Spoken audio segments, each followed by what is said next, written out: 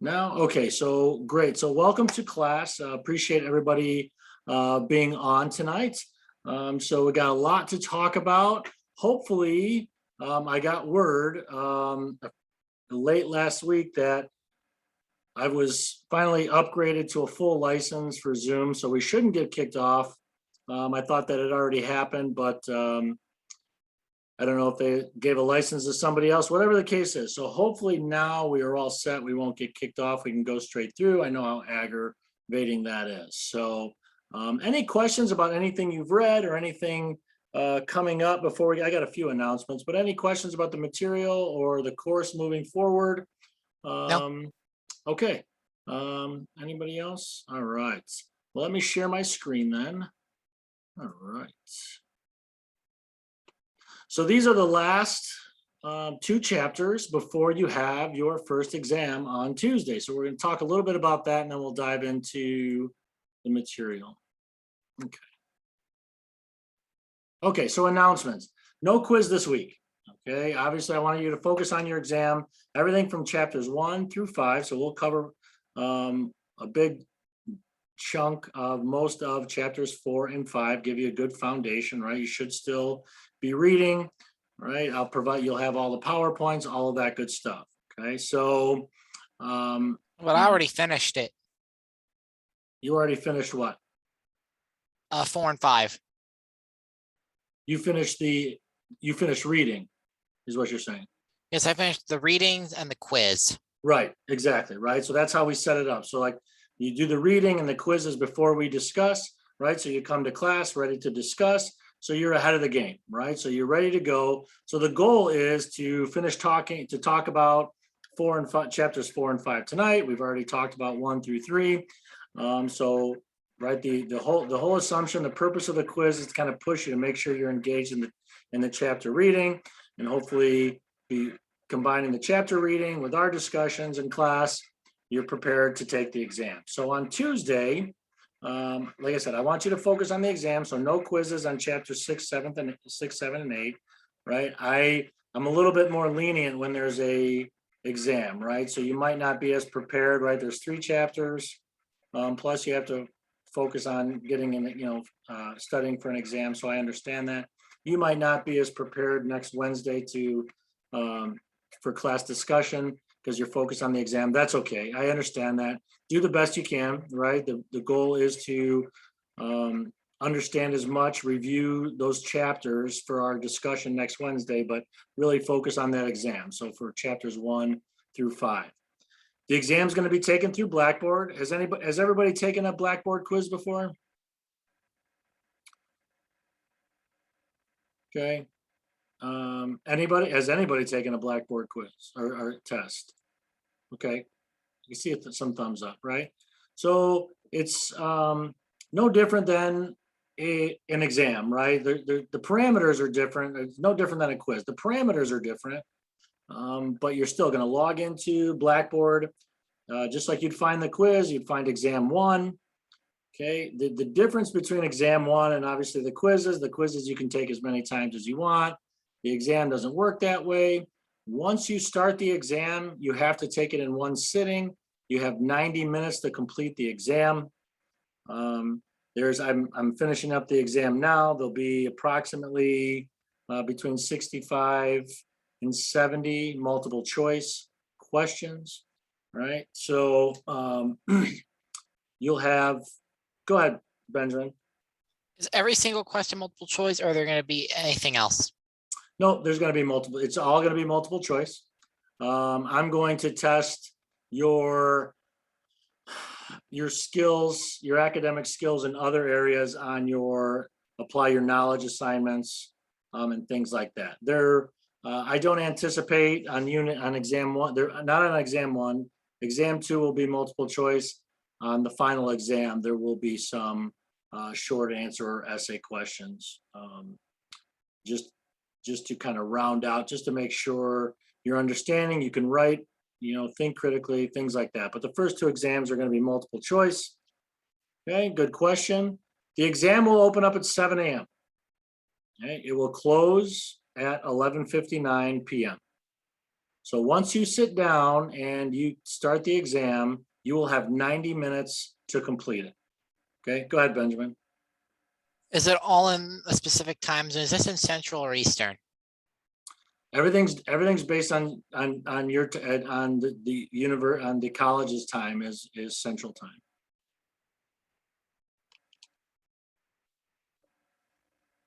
If 'Cause I there's think any I'm in a issues, class where it's in Eastern. yeah, I don't. Yeah, I base.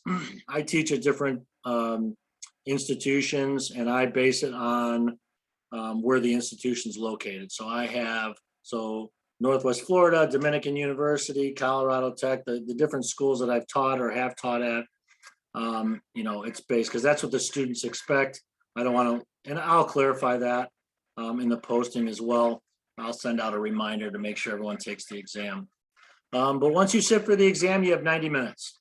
All right. So I always get these questions. People are like, well, you know, how do you prevent cheating? How does this work? Well, there's a variety of things that I have at my disposal to minimize cheating. Right, you have 90 minutes, right? You're looking at 65 to 70, 70 questions, right? People ask, is this open book, open notes? Sure, go ahead, knock yourself out, right? Use your books, use whatever you want. Use the book, use your notes, use the PowerPoints, does not matter to me. I can't control that. I can't control, I'm not even gonna try what you're looking at. What I focus on is time. I use time limits, right? Because you can't look up every answer.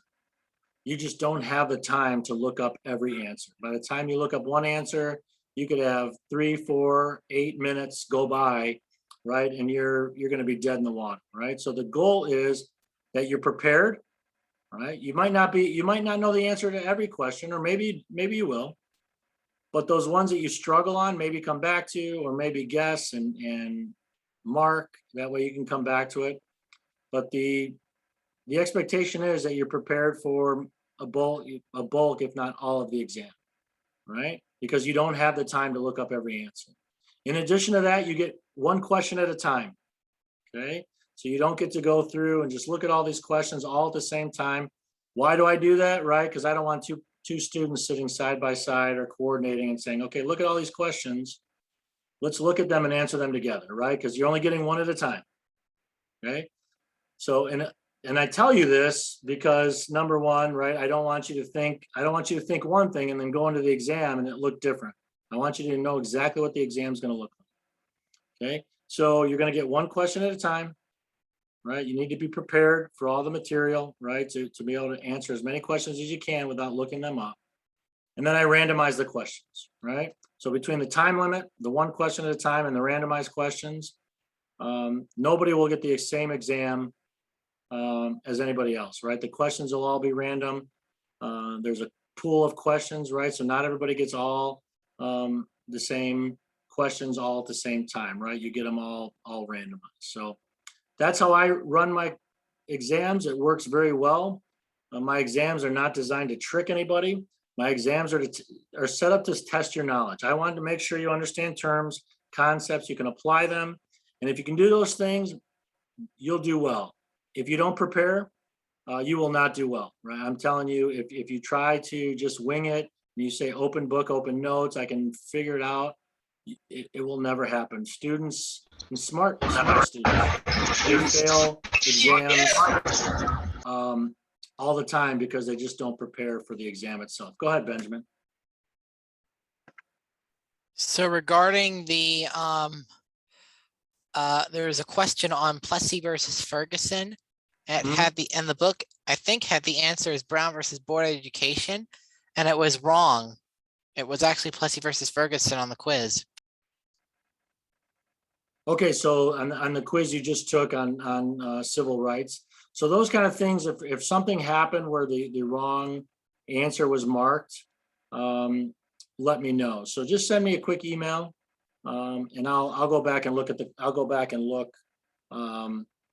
at the, sometimes that happens where the wrong answer gets triggered, but I'll go back and look. Fair enough? So if the wrong answer was coming up as correct, then, if somebody missed points, I'll award that point. Yeah, let me know when those things happen. Yeah, go ahead, Benjamin. No, but I remember it being Plessy versus Ferguson, but the book said Brown versus Board Education, so I think the book is wrong. The book is wrong. Okay. If you just, you know what, I'm gonna make a note right now. I'll look up that question. If you can send me a reminder. Because what was it a question about? Separate, well, it had to be, I'm sure it had something to do with, if I don't remember all the questions, but separate but equal. Did you disappear on me? Okay, well, we'll figure it out. If you lost points on it, I will figure it out, but it's a good thing to know. If you ever run across a question that doesn't match up to what the book says or what you know the answer to be, we'll figure it out. So you're back, Benjamin. I didn't know if you heard me. I'm guessing this question had something to do with what landmark case set up separate but equal as constitutional or unconstitutional. Yes, and it was Plessy versus Ferguson. It said it in the reading. So Plessy versus Ferguson, right? We know Plessy versus Ferguson ruled in that case, the Supreme Court ruled that separate but equal was constitutional, was indeed constitutional, right? So, and then Brown v. Board overruled that precedent. So I'll go back, I'll look at that question. It's important to know that, right? So those are two important cases to know. So I will look at that question and see what it says. Okay, thanks for bringing that to my attention. All right, any questions about the exam? How it works? Okay. Here's what I would tell you. If you need to get in touch with me, right? I always, on test day, I always have my cell phone, right? If you need, make sure you have, I believe it's on the syllabus. I'll go back and look. If you need it, have my cell phone number, text me if you have problems, call or text. That's the easiest way to get in touch with me, especially when you're taking an exam, because if you're having technical difficulties or something like that, I need to know right away, right? I don't want to hear about it a day or 2 days later. So just contact me, using my phone, text or phone call immediately as soon as you realize that you're having problems. Okay? All right. The beginning of the semester, I always tend to get a little bit behind, but I catch up and then everything's a little bit smoother after that. So all assignments will be graded by Saturday, by end of day on Saturday. So I'll have your first discussion, your introduction assignment, and then your apply your knowledge, your first assignment there. I'll have that all graded by finished grading by Saturday. So I'm about halfway through. So I didn't want to post grades until I had them all done, but I'll have those done by Saturday. All right, any questions before we dive in? Great. All right, so we're talking about what tonight? Who can tell me? Go ahead, Benjamin. Civil liberties and civil rights. Civil liberties and civil rights. Now, I love these two chapters. Like I said, I love this class, but these chapters are extremely important, right? Because in our civil discourse, the things that we talk about just in everyday conversation, we use these terms interchangeably. And honestly, when's the last time we always hear civil rights, civil rights, civil rights, and people will use that for just about anything, right? If someone says, if they're talking about freedom or they're talking about equal protection or equal application and everybody being treated fairly and seen as the same under the law, then kind of everybody they just apply the civil rights generically to all of those things, right? Very rarely do people say, oh, civil liberties, civil liberties. You don't hear that as often because people have just learned that in everyday conversation, civil rights kind of applies to all of these things. Well, as you've read, and you might have known that beforehand, civil liberties and civil rights are very different concepts, and it's important to know the differences. Okay, so that's what we're going to talk about. Having these chapters back to back kind of brings that into focus, and we can kind of decipher what the differences are. So who can tell me, who can explain to me what civil liberties are? Let me open up my chat too, so I have that going. All right, who's there? Let me just double check here. All right, Benjamin, take it away. I didn't see any other hands up, so go ahead. Civil liberties are freedoms that cannot be taken away by the government. All right, so we're talking about freedoms, right? And that's typically what we hear. We don't necessarily hear civil liberties in everyday conversation. We hear about freedom. What are our freedoms, right? And so Benjamin, hold on, Benjamin. So Benjamin nailed it, right? These are freedoms that we have that the government cannot take away, right? Why can't they take them away? Who can answer that question? Why can't they be taken away? Go ahead, Benjamin. Because they're in the government or in the Constitution. Right, they are in the Constitution. That is true, right? So they are enshrined in the Constitution. Now, let me ask you this. Do we get our rights? I'm sorry, I need to be careful sometimes. Do we get our freedoms because of the text of the Constitution?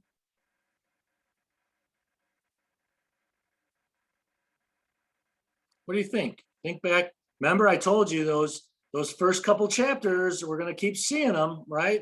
We can't forget about those first couple chapters, right? We talk about social contract theory. We think about the language of the Declaration of Independence. Where do we get our civil liberties from? Where do we get our freedoms from?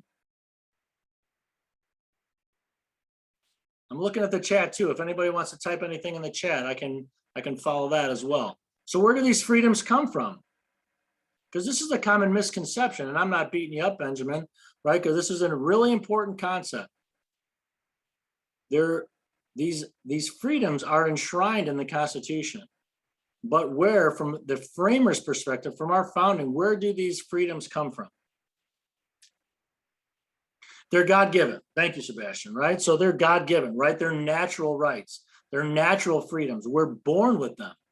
That's why no other man, no government can take them away, because they're God-given. Nobody, right? We go back to social contract theory, and we talk about the values of the country, of our country, and that are enshrined in the Constitution, the individual, right? It's not about society as a whole or elites that will govern. It's about the individual, and they have freedoms that are God-given, right? So the government can't take them away because they are God-given, right? And we'll talk about why they ended up being enshrined, because originally, right, we talk about the Bill of Rights didn't exist in the Constitution, right? They're amendments, just like all the other amendments. They are amendments to the Constitution, so they weren't originally there, right? And we'll talk about the dispute from the Federalists and the Anti-Federalists about whether or not the Bill of Rights should be added to the Constitution, with the argument for and the argument against,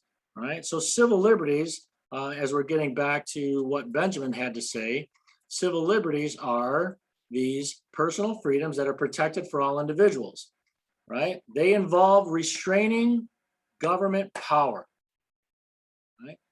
So anytime you hear civil liberties, if you hear freedom, you need to think about limits on government. Things the government cannot do, right? So it's about restraining government behavior, right? And we'll talk, right? We'll talk about the First Amendment, Second, Third, Fourth, Fifth, Sixth, Seventh, right? All the way through. If you look at each and every one of those are focused, right? We have some broader ones, right? 9 and 10, right? 10 is kind of a little, it's important, but it's an outlier, right? It involves, it addresses the issues of federalism, right, and states' rights. But if you look at all of these other amendments, right, and especially 1 through 8, they're addressing the individual, right, and the freedoms individuals have, and lines that government cannot cross. And so we'll talk about, when we circle back to civil rights, we'll talk about civil liberties again, just to make sure we can compare and contrast which is which, right? So if I told you, I said, if I'm talking about freedom of expression, is that a civil liberty or civil right?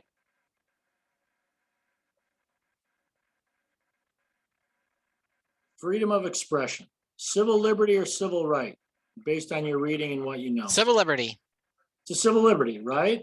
Because we have the freedom to express ourselves, right? We can say the things, we can share our opinions, right? And government can't say, no, those aren't thoughts and opinions that we're going to authorize, right? The government doesn't get to decide what's an authorized opinion or what's not, what's acceptable, what's not, right? There's been a variety of court cases that have sorted this out, and we'll talk about some of them, but right, it's restraining the government power to say, look, we need to be able to do that. In a free country, right, where we're governing ourselves, we need to be able to speak up about different ideas, policy issues, or how we want to live our life. We want to criticize the government. We need to be able to do all those things. Okay. All right. So if we think about, especially the Bill of Rights, right now, I always say that. I always think of, you think Bill of Rights, think Bill of Limits, right? Because that's what it gets confusing because it's called the Bill of Rights. But right, think of Bill of Limits, right? And especially the first 8 amendments. And then think about today, right? Kind of put your founding hat on, right? Your founder's hat on, and then kind of go through history and think about today. Are we as concerned today about the protection of civil liberties as the founders were? What do you think? Love to get your thoughts on that. This is an important question, right? Because, issues are more complex, our society is more complex, right? But have people said that, you know what, these freedoms are outdated, or there's evils out in the world where, we need to protect society against, and so these civil liberties need to take a back seat. Do you think people are as concerned about protecting their civil liberties as the founders were? Yes. You do. Why is that? Because people want to be able to express themselves. And absolutely they do, right? We don't want, as individuals, and I think that's a great point, Benjamin. As individuals, we don't want to be told what we can't do, right? Okay. But are there individuals or organizations that feel differently about what other people are saying?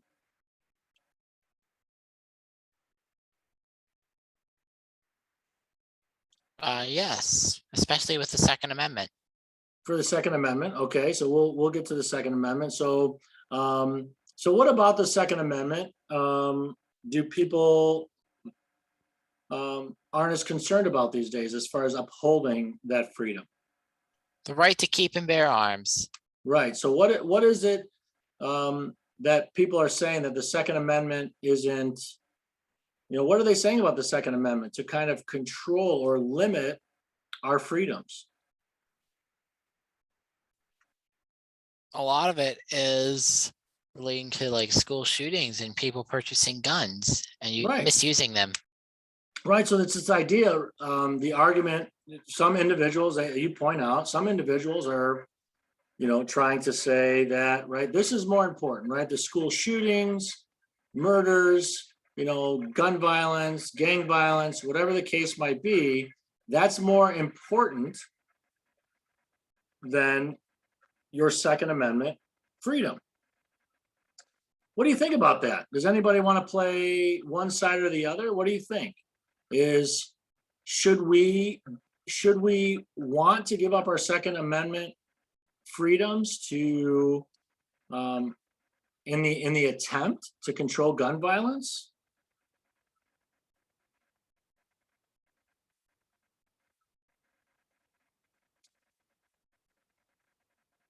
Right, it's tough because we want to do both, right? A lot of times we want to do both, and don't get me wrong. There's individuals, there's groups that. Bree, would you care to comment? I see your thumbs down. I don't want to put you on the spot, but love to hear your thoughts. Right? If you'd like to unmute, I don't want to. I'm not going to put the pressure on you, but if you'd like to share, love to hear your thoughts. So think about that, and we're going to circle back to the Second Amendment a little bit.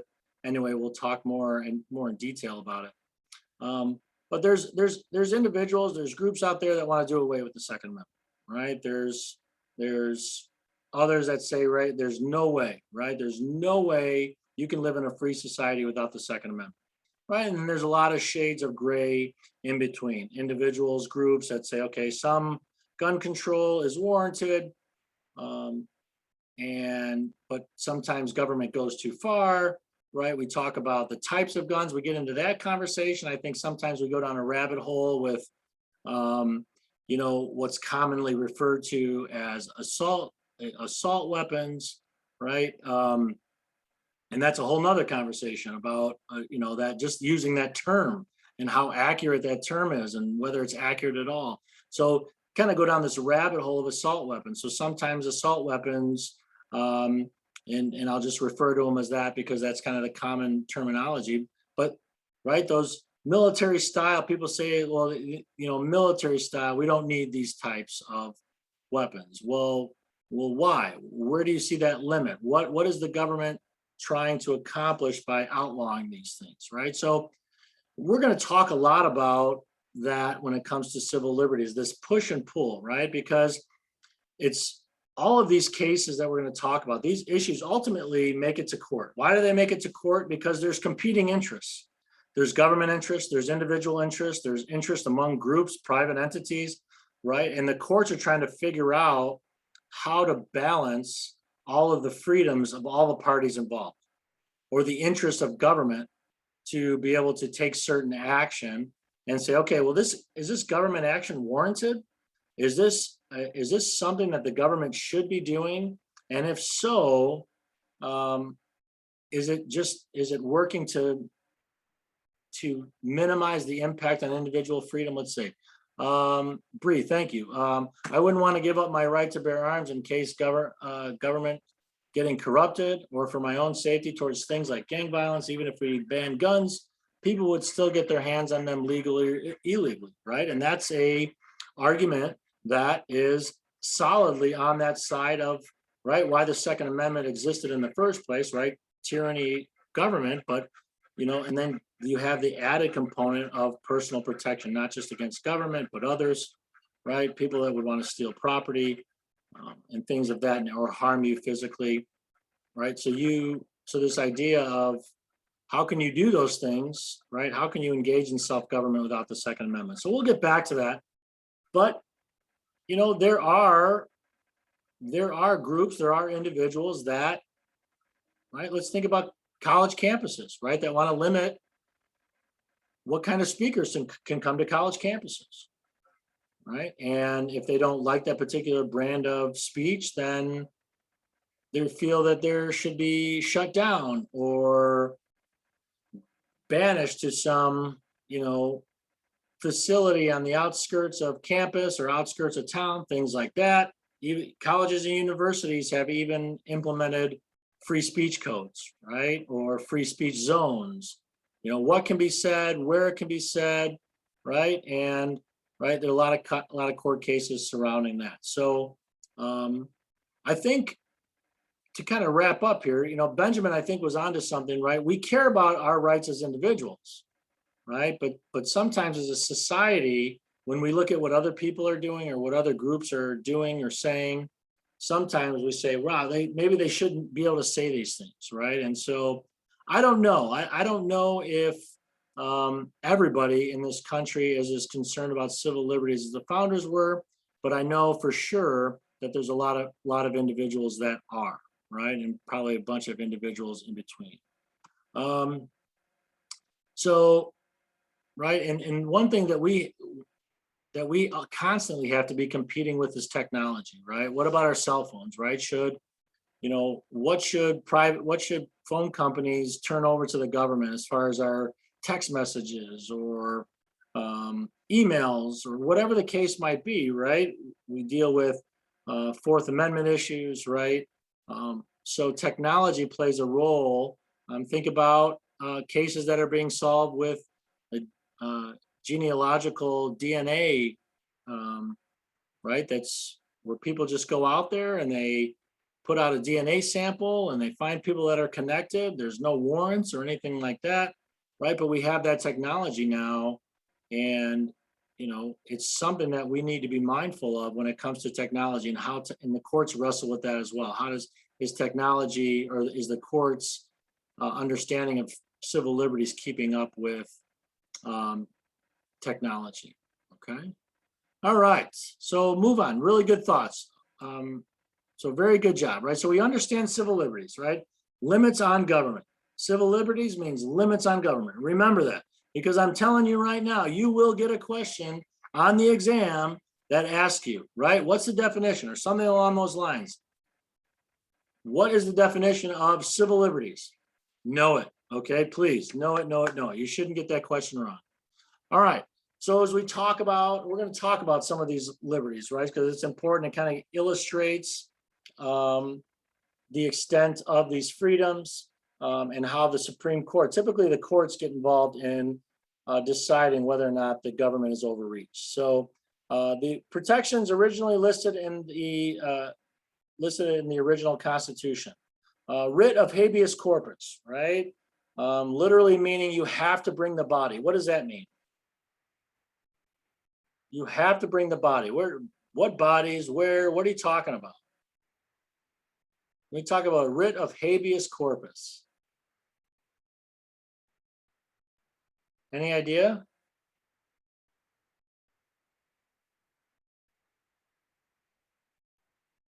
So where are you bringing this body, right? You're talking about rights of the accused, right? If I'm accused of something, I have the right, right? We talk about I have the freedom, right? That I can't just be convicted, right? I have to be able to come before the government has to, right? The government can't convict me just because they want to, right? There's standards, there's hurdles in the way, right? There's hurdles that the government has to overcome. And one of those things is they have to bring the accused into court for a judge to be able to look at the evidence and say, is there essentially a rational basis? Is it reasonable that these charges have been brought, right? So essentially what you're saying is somebody has the right to come before a judge and say, look, here's the evidence, right? Has the government met their burden to bring these charges, right? And the courts still do this today, right? Looking at, right, it's summary judgments, looking at the evidence and whether something should go to trial or not, whether there's evidence or whether the police have acted inappropriately, whether, evidence has been obtained illegally, whatever the case might be, right? So there's judges holding, right? And then of course, the defense attorneys challenging these things to put the pressure on the government to ensure they're behaving appropriately and acting in accordance with the law, right? What's a bill of attainder?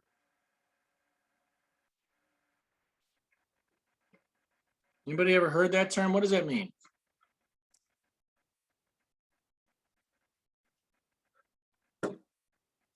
Can anybody tell me do you think the government actors should be allowed to sentence individuals or particular groups of individuals, sentence them to prison without a trial?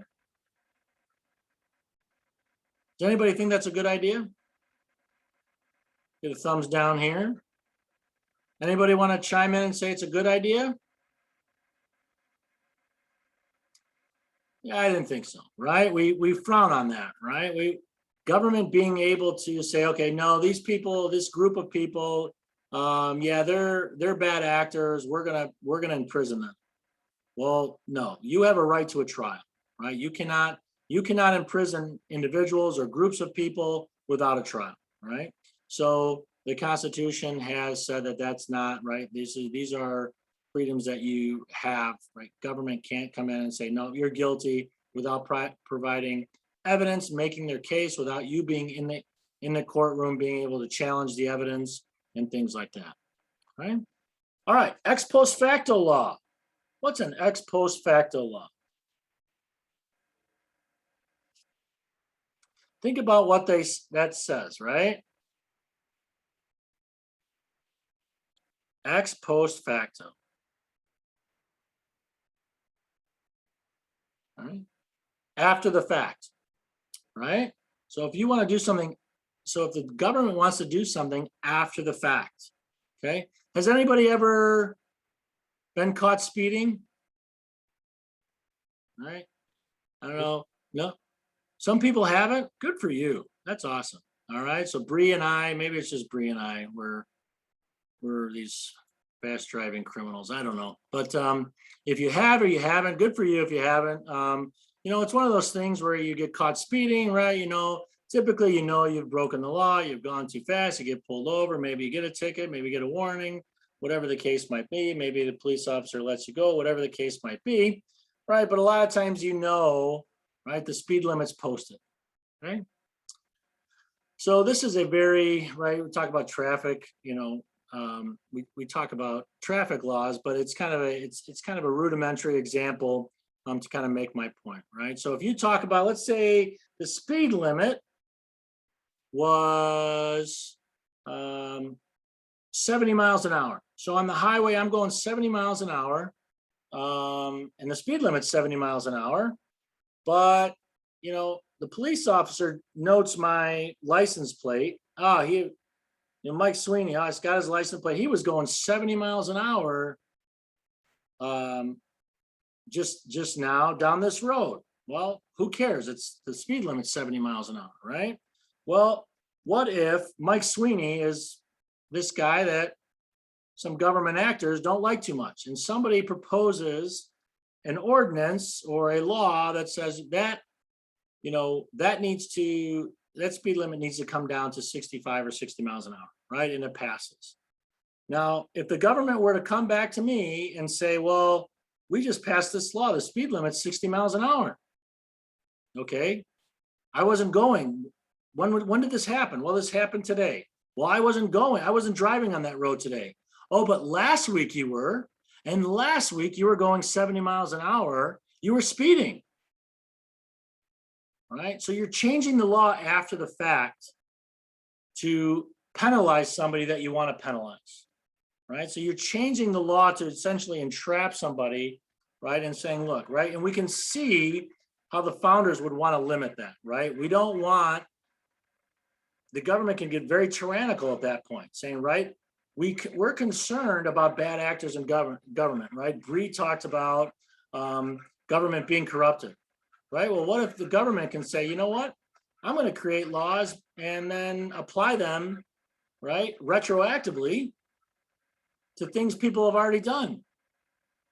Right. Well, if they weren't against the law when I did them, how can they be against the law now? Right. Well, if the government was allowed to do that, you can see how tyranny could take over. Right. You could have bad actors seeking revenge on individuals they don't like,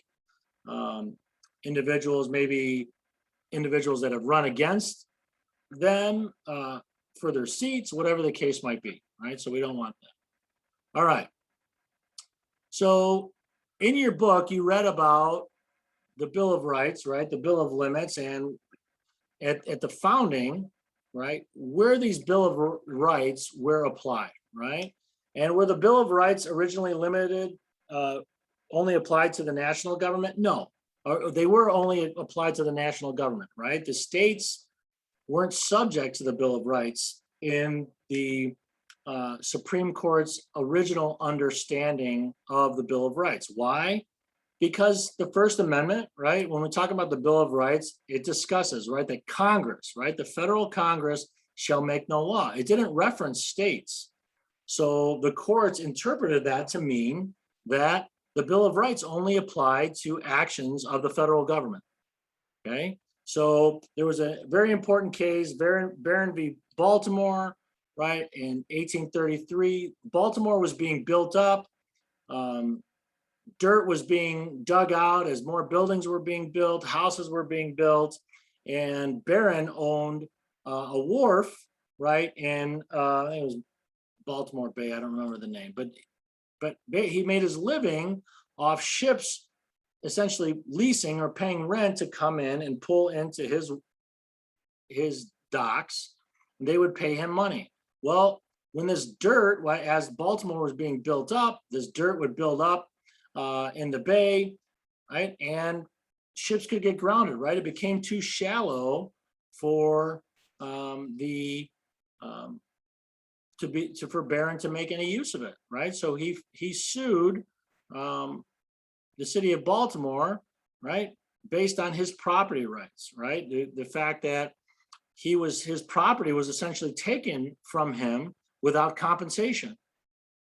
And the courts at the federal level said, no, you can't do that because it wasn't federal action. It wasn't federal government action. It was action taken at the local level, right? So kind of Barron, from his lawsuit, from his perspective, he thought he was justified, but the court said no, because, right, we talk about the Bill of Rights saying Congress shall make no law. It didn't address the states or local government, right?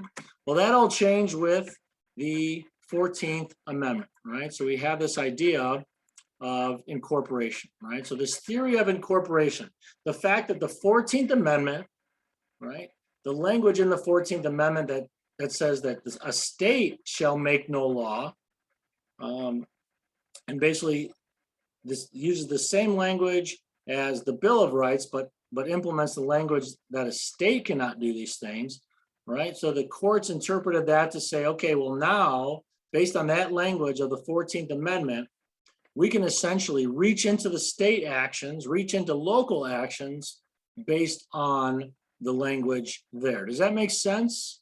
Right, so they're incorporating the Bill of Rights. That's what it means, incorporating the Bill of Rights of the U.S. Constitution to the states through the language of the 14th Amendment.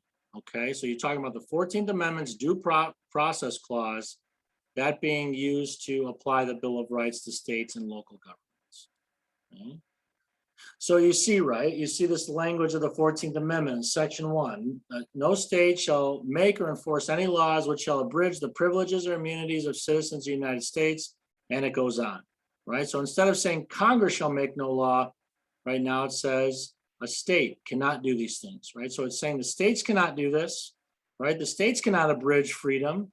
So now the federal courts can step in, and when there's bad actors at the state or local level, the federal government can step in.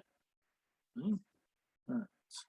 Where are we at on time? All right, so okay, so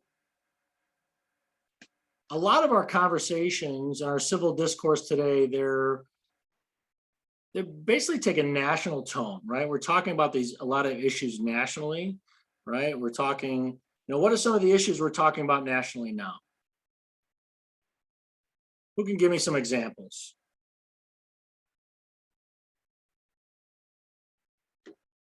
Come on, you guys know. Come on, just any example, no wrong answers. What are some of the things you're hearing out there? You watch the news, you listen to the radio, see on social media. Go ahead, Benjamin. Police brutality. Police brutality, right? That what we think of, right?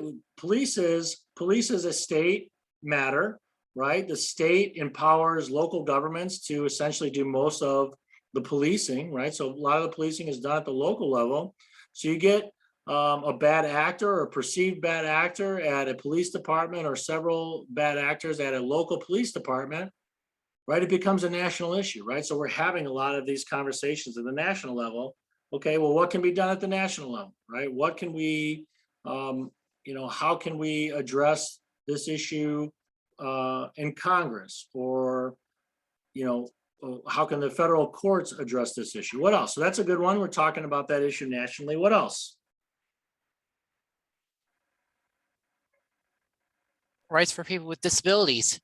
Rights for people with disabilities, right? So we're talking about that's more, right? And civil rights are applied in a very similar way. The federal government being able to address civil rights, right? The rights of those with disabilities, right? It's a civil rights issue, but that's important, right? We're having that national debate, right? Well, what should corporations be able to do?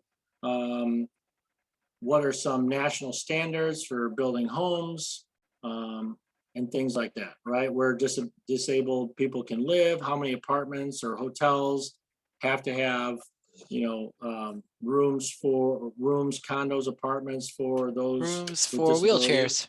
Yeah, rooms for wheelchairs being, accessible, shower access for those that are disabled, right? So what are those laws? So that often it can take on a Right? Think about the ADA, right? The American with Disabilities Act, right? That became a national issue, right? So, and it continues to be. So yeah, good one. Any other examples? I have a ton of examples. Okay, give me one more. Anybody else want to chime in? But go ahead, give me one more, Benjamin. Obergefell versus Hodges. Right? So now you're dealing with, right, same-sex marriage. You know, so and so you have that issue that's essentially been settled. I mean, I really, we don't hear too much about that anymore. I'm sure there'll be some things that come around from time to time. But did you want to speak to any more detail about that, Benjamin? Oh, no, no comment. Okay. No, so that's Oh, right. Brown versus Board of Education, but that's really done now. Right, but there's questions, and we'll talk about in civil rights about, you know, it does, you know, does is segregation still happening, right? What are the forces, kind of what's forcing segregation, right? And we'll talk about the different types of segregation, right? But so think about this. So getting back to this original question, think about the differences between civil liberties before and after incorporation. So I think a lot of times we can have these, we can see benefits, right? Especially if the states aren't doing enough for, I don't know, police training, or they're not doing enough for those with disabilities in housing, let's say. Um, I think I think most people can say, okay, well, especially when it comes to folks with disabilities, we want to make sure they're protected and they have access to the workplace and to you know, a variety of places in which they can live, right? I think reasonable people can come together on that. But there's other things that are more hotly contested. So when things are hotly contested, right, it's difficult to have those discussions on a national level because different states, different localities feel very differently about the issue. I mean, look what's happening in Texas right now. Everybody's talking about Texas and abortion, right? Everybody's talking about it, right? But I don't live in Texas. I know a lot of people that I know in Illinois, they're talking about Texas. You know, a lot of Everybody's talking people, about Texas. My sisters live in everybody's talking about it, Texas. I right? have So a you have nephew and people, niece that live in Texas. so there you go. So some people know people that live in Texas. I can't think of anybody I know right offhand that lives in Texas. I'm sure if I dug, I could find, but right. Well, why do people care about Texas? If you don't live in Texas, why do you care about Texas? And the question becomes, do we want, like through incorporation, do we want the national government to create a national standard for these freedoms, or should the states be allowed to decide how these freedoms are, how they take shape, right? What do you think? Should there be a national standard? And if there should be a national standard, how do we decide?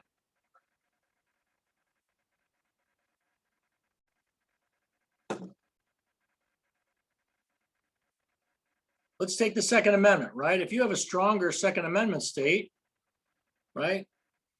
Should you have access to being able to move to that state, or should there be a national standard where, right, that right is kind of weak, or maybe it goes the other way, it's really strong, and people that want more gun control have nowhere to go, right? If there's a national standard.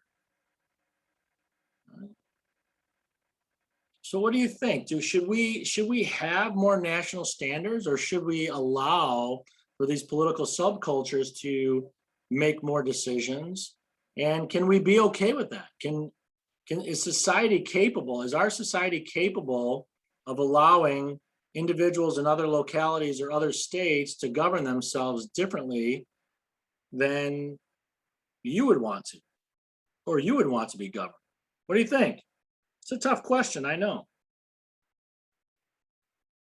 Maybe it's too late in the day. I know I'm throwing a lot at you, but this is why these are very important, because when we talk about these issues, right? That yes, they're in the Bill of Rights, and we're talking, oh, it's in the Constitution, but we're having debates today that tie right back to these issues. And we're always going to have debates that tie back to these issues because they are a critical component of our American jurisprudence, right? Of our political campaigns, right? Of our public policy that's being created. So we need to kind of understand, right? Are we capable of saying, okay, Texas, do your thing. Maybe I agree with it, maybe I don't. Maybe I agree with it and I want to move there. Maybe I disagree with it and I live in Texas and I need to get the hell out, right? Should that be an expectation that people vote with their feet and the federal government doesn't try to set a national standard? We need to keep moving, but think about that, right? Because I think sometimes, right, if we were to let individuals or individual states kind of create their own policy when it came to these civil liberties, maybe the civil discourse wouldn't be as contentious as it is now, at least on the national level. Maybe, maybe not. I can't say that because it's kind of a theoretical, but something to think about. All right, so the debate over the Bill of Rights. What did the Federalists say about the Bill of Rights? Because the Anti-Federalists, right, they were the ones pushing against ratification, right? They were concerned about a tyrannical government, right? And the Federalists were advocating for ratification. All right, so the Anti-Federalists, were they pushing for the Bill of Rights or were they against the Bill of Rights? The Anti-Federalists.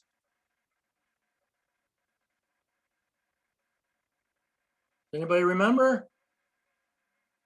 So if you think that the Anti-Federalists were against ratification because they were fearful that the document didn't have enough protections in it, do you think the Anti-Federalists were supportive of the Bill of Rights being ratified or against the Bill of Rights being ratified?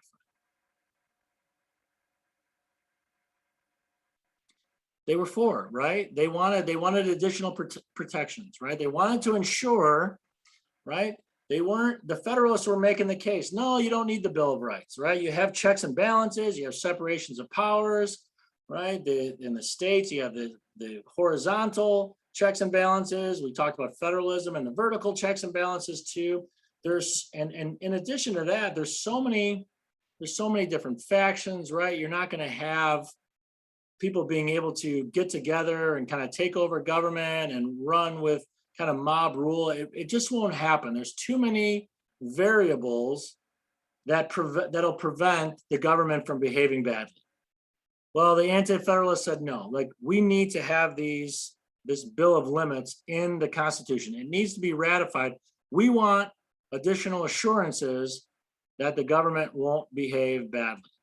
Well, one of the arguments, so if the Federalists said, okay, we need this. The Federalists said, well, it's not necessary. We have all these other checks and balances, but that wasn't their only argument. What else did the Federalists argue? And others argue as well about having a drawn up list of amendments that specifically enshrined individual freedoms. What did they argue was the problem with having a list of freedoms enshrined in the Constitution?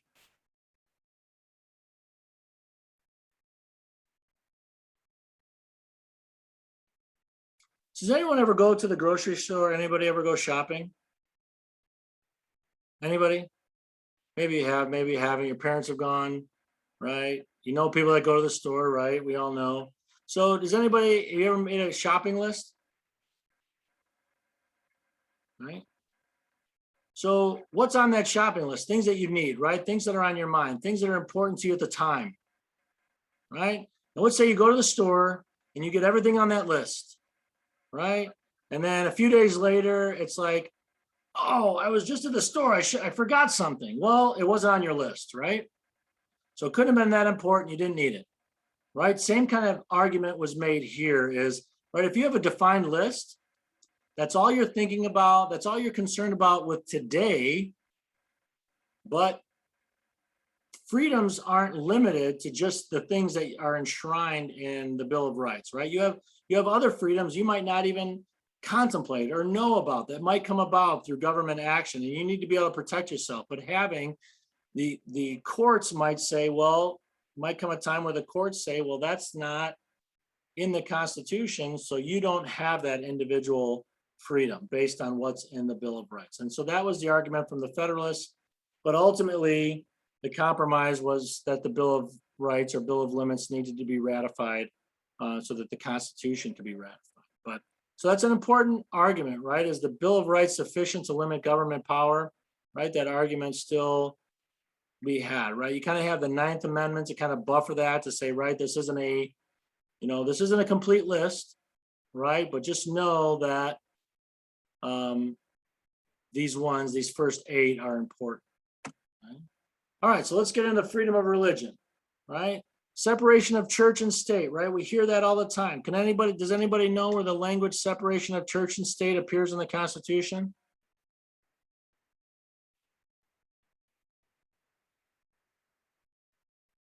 It doesn't, right? That language is, kind of creates it, right? As these issues come before the courts, right? This kind of becomes language from court opinions, right? This idea of separation of church and state comes about, right?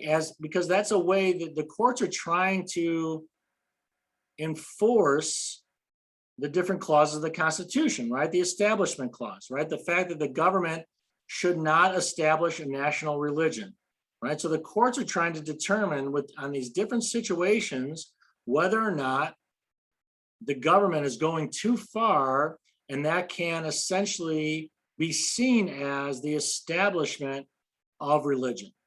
Okay, so that's what the courts are trying to figure out, right? And the court's understanding of the Establishment Clause has changed over time. Right?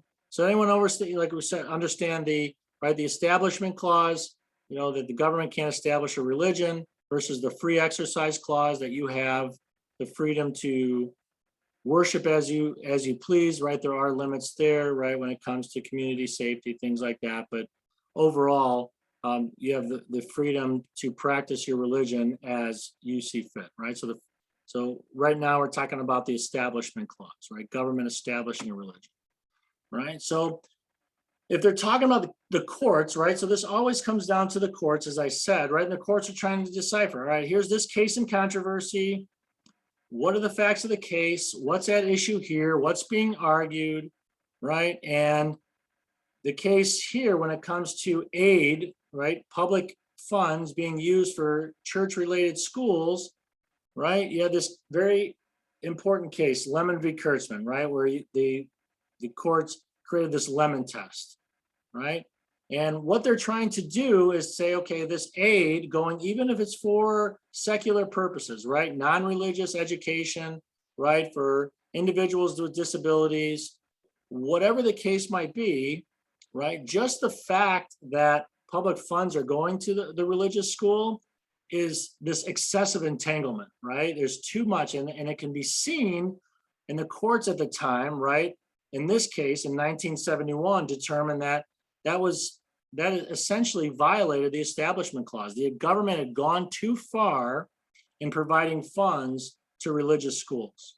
Okay, so the court decided that state aid could not be used to subsidize religious instruction. And that's how it was seen.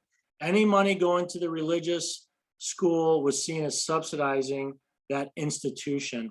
And so there was this excessive entanglement. And that's really a significant part of the Lemon test, right? That aid had to be secular. You could not have the primary effect of enhancing or inhibiting religion, right? So state aid kind of passes those two things. But based on this third component of the test, a lot of aid could not pass this hurdle, right? That government must avoid excessive government entanglement with religion. And the courts determined that just this interaction was too excessive, right? So the public aid to religious institutions was struck down, okay? We see how that works. We see how right? It's not as easy as saying, well, no, we have freedom, right? We have free exercise, right? And we pay taxes, so we should get some of that money, right? You can't penalize us for going to a religious institution. Well, there's different things at play, right? There's the Establishment Clause and the Free Exercise Clause. So the courts have had to try to address these multiple freedoms that are often, right, at odds with each other, right? All right. Now, over time, the court's understanding of this issue changed, right? And changed in 1997 And what the courts ultimately said was that they looked at it as it said, look, if they agreed that the aid had to be secular, right? But if the aid was secular, right, and it was for specific purposes, that these educational services for disadvantaged students attending religious schools, just because they attended a religious school doesn't mean they can't get the funding, right? Now, if that funding was going to religious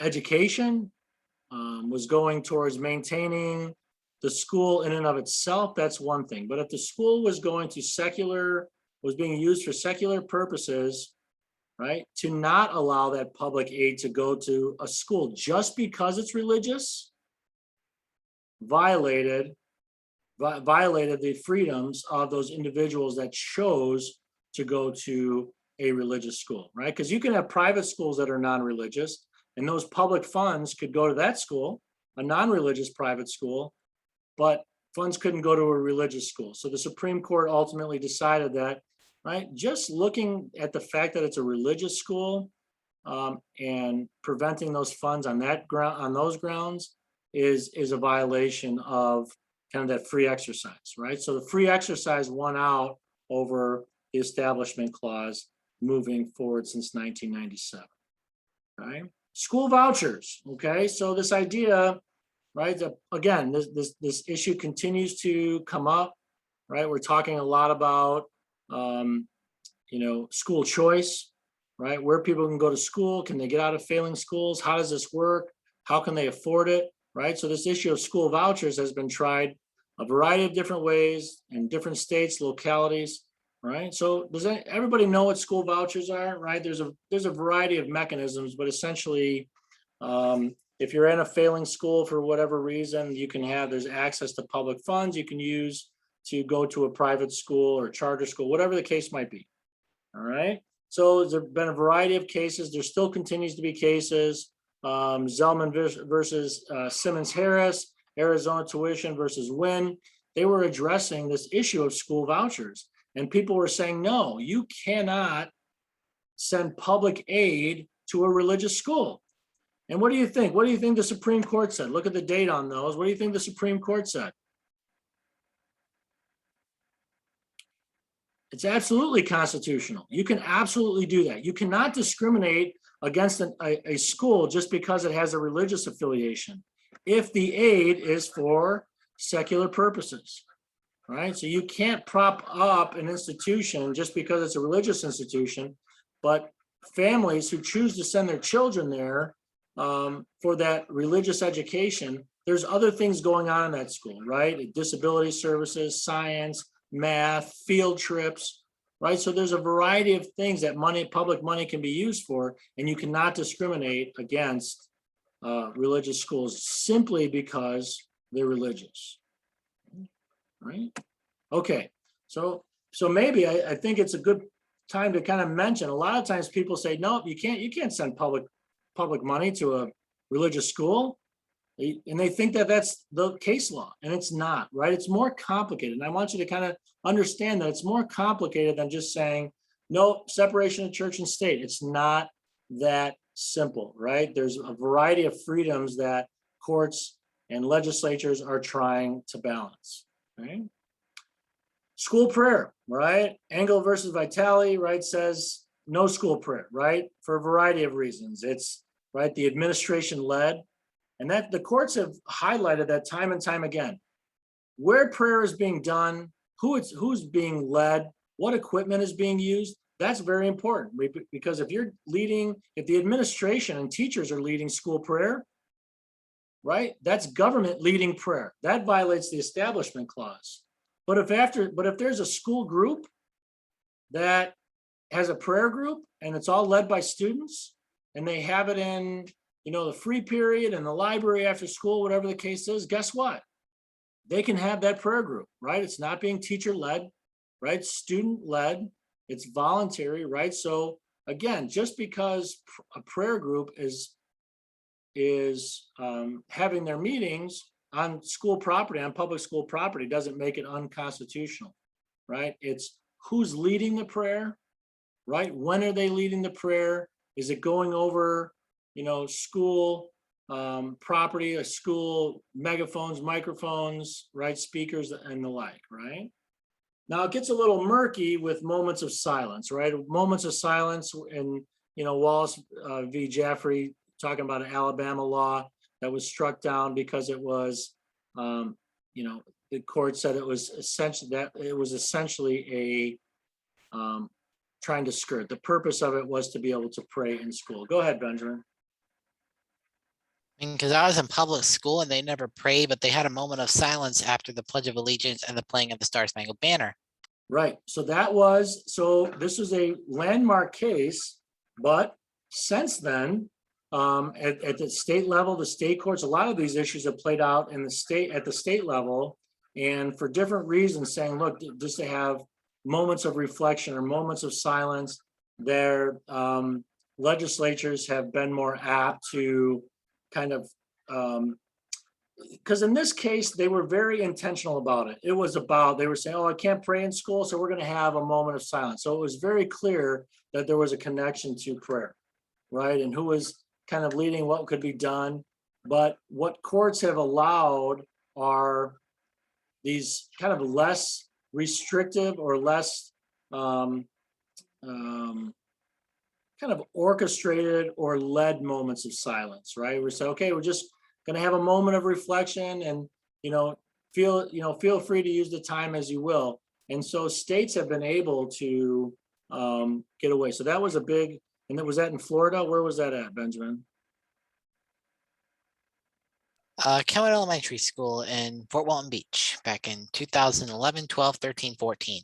So you have, right, Florida. I know Illinois, right? That was the several lawsuits when the legislature enacted moments of silence that was ultimately upheld, right? So a variety of states, right, since this decision, have found ways to initiate or have moments of silence, with trying to essentially creating separation between what it's supposed to be used for. It's not supposed to be used for prayer. So kind of creating that separation and not tying it to, right, hey, if you want to pray, go ahead and pray during the moment of silence, right? Just kind of trying to separate the purpose of that moment of silence. And that's been upheld, and especially at the state level and in a variety of states. But good point. So prayer outside the classroom, right? Graduation ceremonies, right? The courts have rested based on the equipment being used. Even if you have somebody comes in from outside, it's not an administrator, right? It's a rabbi, it's a priest comes in to give a prayer at a graduation ceremony. So it's not somebody that works for the school district. It's not a public official. You have a private clergy person give a prayer. Well, guess what the courts decided? Well, that's a violation of the Establishment Clause, because you're using public equipment to deliver the prayer, right? So again, these cases become very interesting based on how the courts have tried to decide and kind of slice these different cases, right? It's not based on, is it establishment or it's not? It's like, it's also based on how are we gonna kind of look at the facts of each individual case and decide based on these kind of limiting factors how it's going to play out, right? Religious speech, right? Rosenberger versus University of Virginia. Student group funding, right? Religious student groups at the University of Virginia. At the time, the university said, nope, you're a religious organization, and if we were to give you funds, that would violate the Establishment Clause.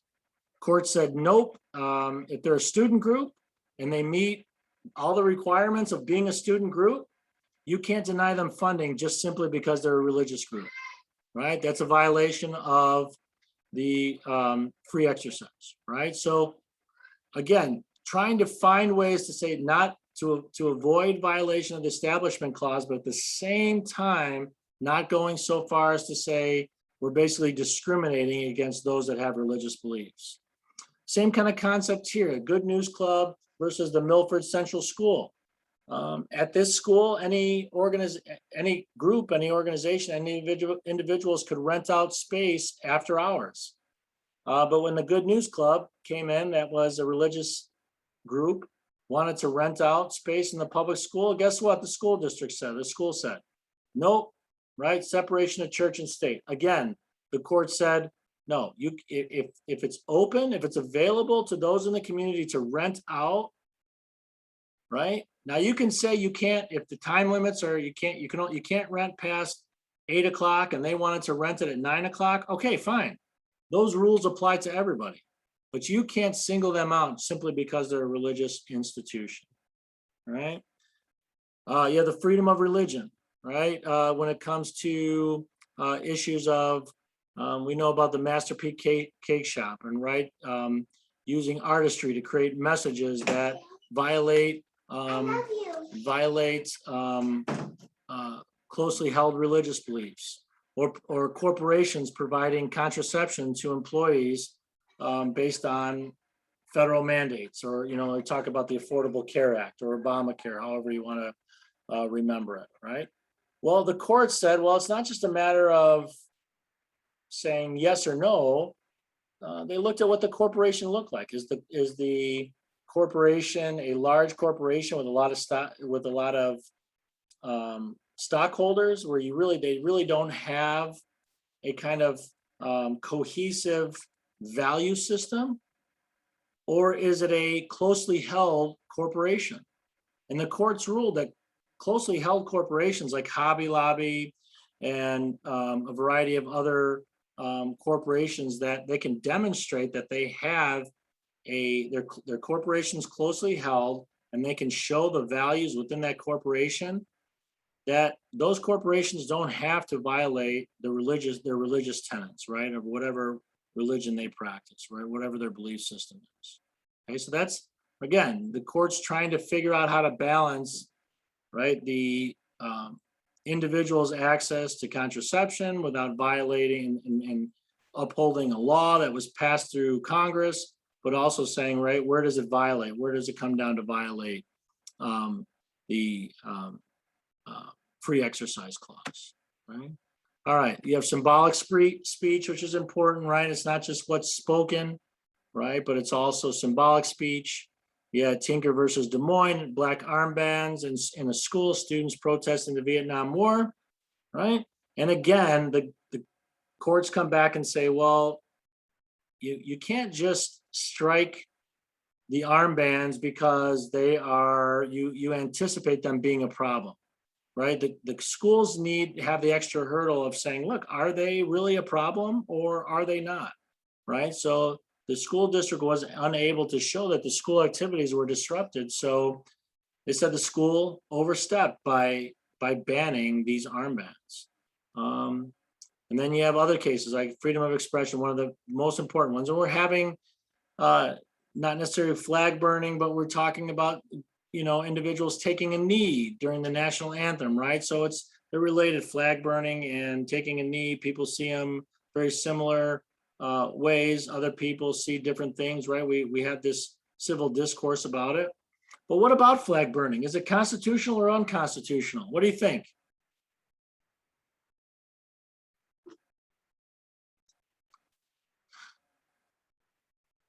Come on, somebody take a shot. Come on, I know it's always good to get other people speaking instead of me just going on for a couple hours. So what do you think? If you were to think about freedom of expression, right, and the significance of the American flag and what it means to a lot of folks, right, is flag burning constitutional?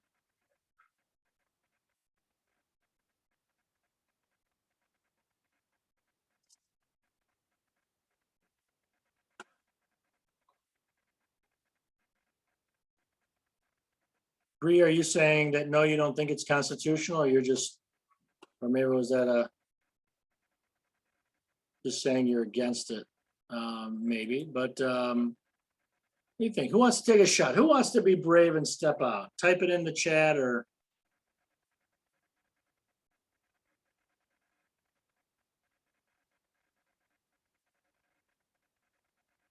Okay, so Bree, all right, there you go. Thank you, Bree. Bree says, I don't think it is constitutional, right? And, based on the reverence we give, right, based on what it means, you would think that that's reasonable. I think that's rational, right? To say, I don't think it's constitutional because like you're burning this freedom, you're burning this flag that's a symbol of a variety of these freedoms and values of this country, right? It's really important. We have all these laws that talk about how to dispose of a flag and how to fold a flag and all the meaning behind it and how it's supposed to be flown, right? You don't fly state flags or other flags above it. There's a bunch of rules, right? A bunch of laws, a bunch of rules on how the flag's displayed, all that good stuff. So you think, right, with all the reverence we show the American flag, that would be unconstitutional, right? So, but the courts have said, no, that is based on freedom of expression. The courts rule that you have to allow for that, right? Even if it's repulsive to you, right? Even if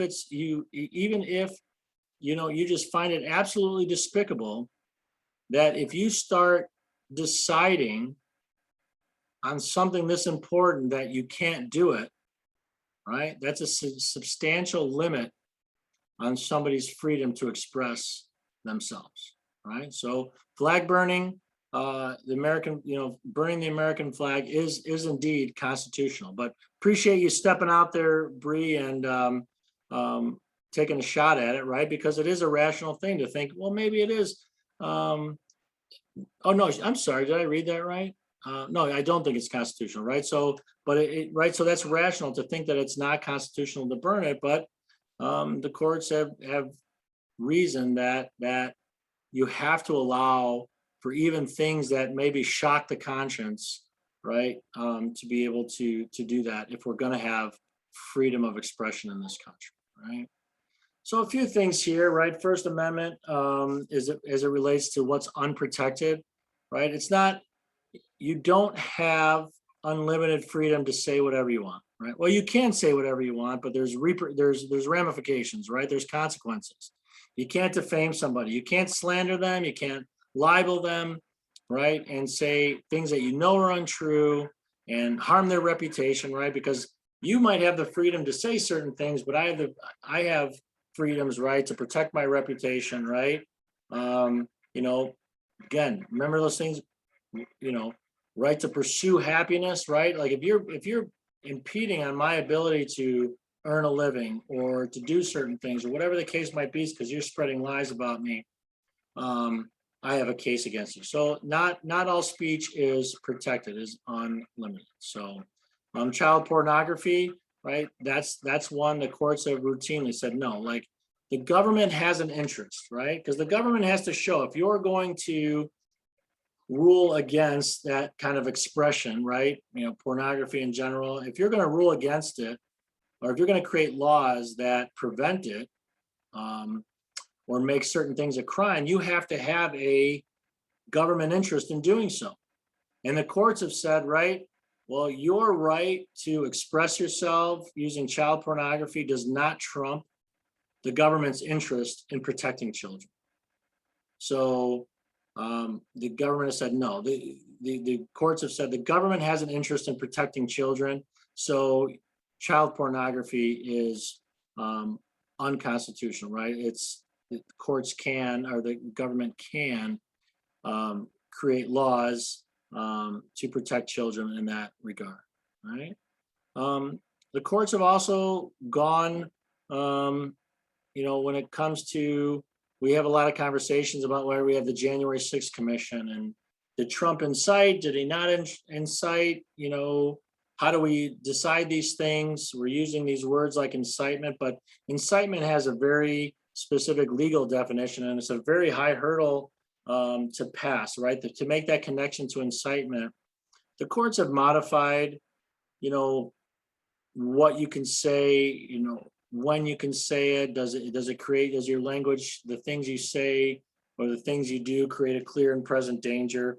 But over time, the courts have made that more difficult to kind of prove or connect.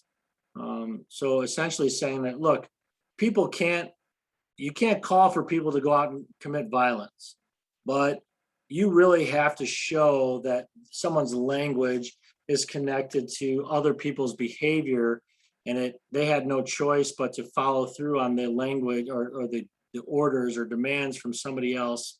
And that's a high hurdle, especially in a society in which we, under our rule of law, individuals are responsible for their own actions. Okay?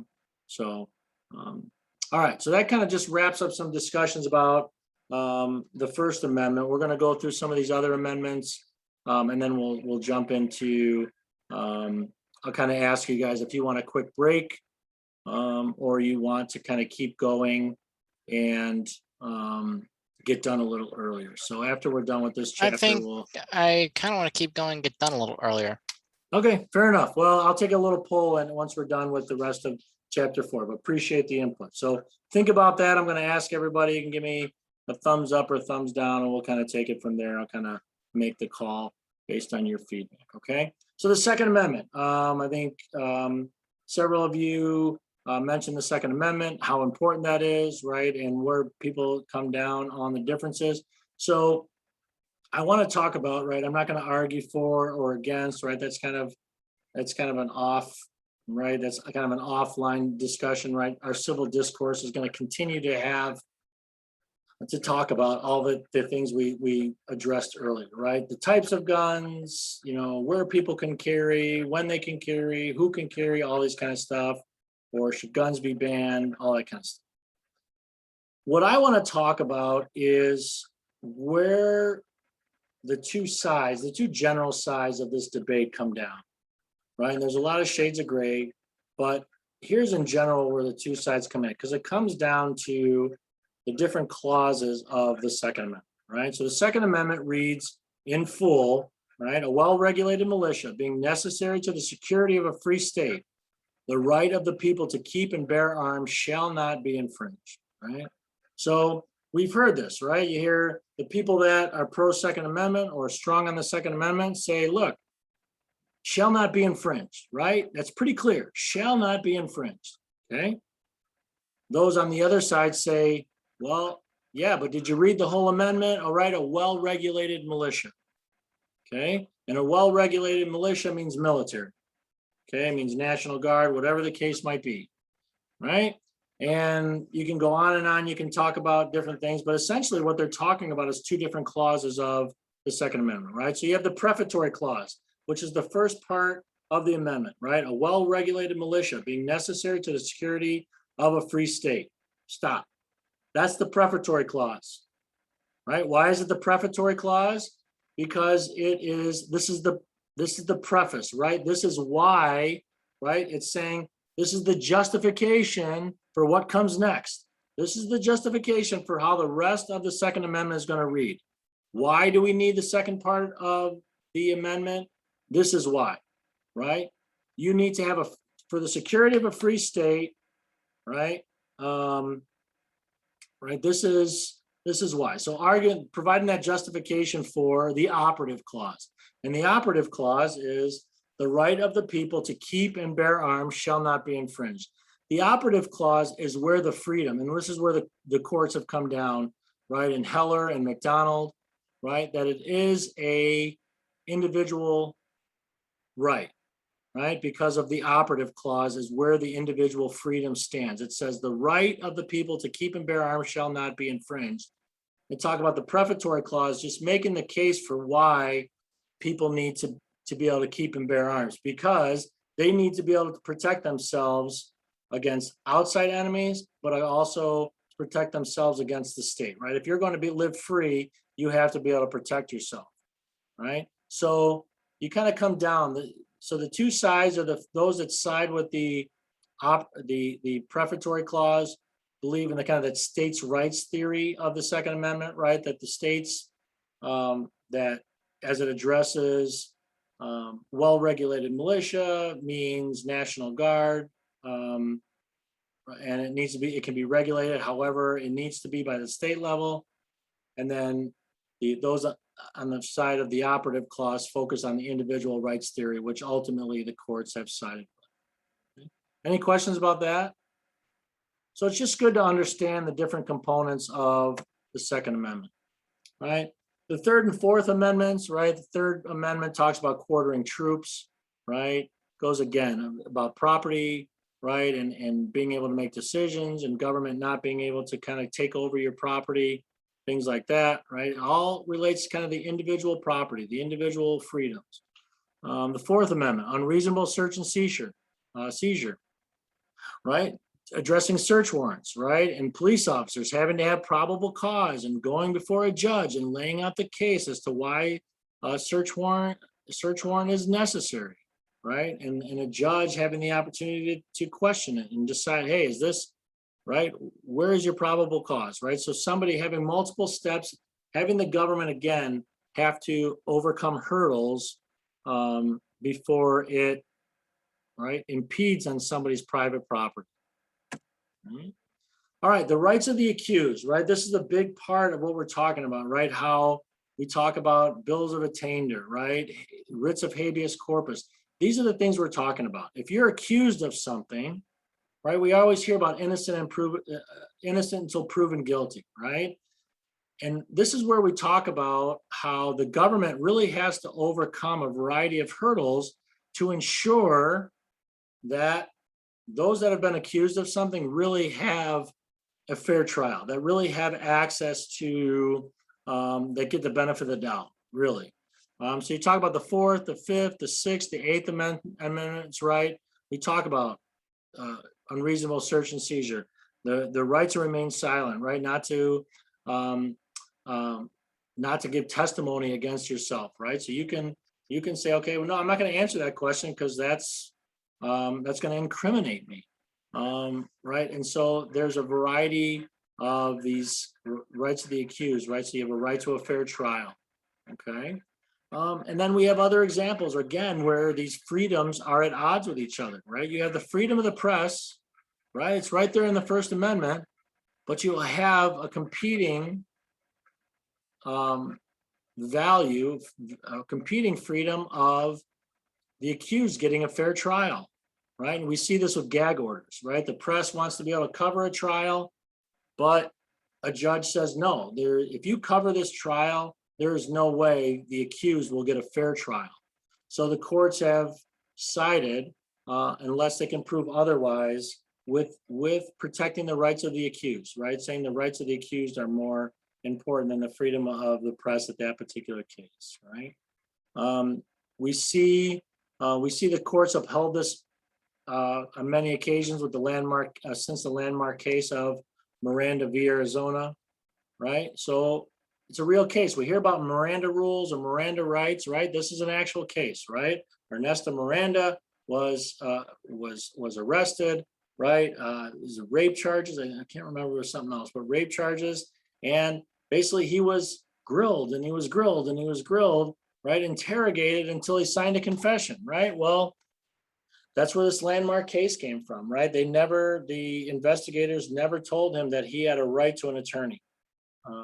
And because of that, right, there's in other cases too, right? If rights are violated, cases can be overturned like this one. But then it kind of sets the table for, this is where court cases have a real public policy influence, right? So now you hear about it. You see it on TV, but you see police officers on the street. I don't know if anybody knows any police officers. My brother's a police officer, right? They carry cards around with them. It's very, right? They have people that they can refer to, say, hey, is this a, right? Other attorneys, city attorneys, district attorneys saying, hey, can we do this? Right? But they carry around the cards with the Miranda rights and when can we question them and in what circumstances, right? Because they want to ensure that they're not violating Miranda. Okay, so again, you have things like the exclusionary rule as well, which is a policy forbidding the admission of trial of illegally seized evidence. So again, the government can't just go out and do whatever they want, right? Come into your house when you're sleeping, find some evidence, and then say, oh, look at what we found, right? Well, did you have a search warrant? No. Well, then, no, right?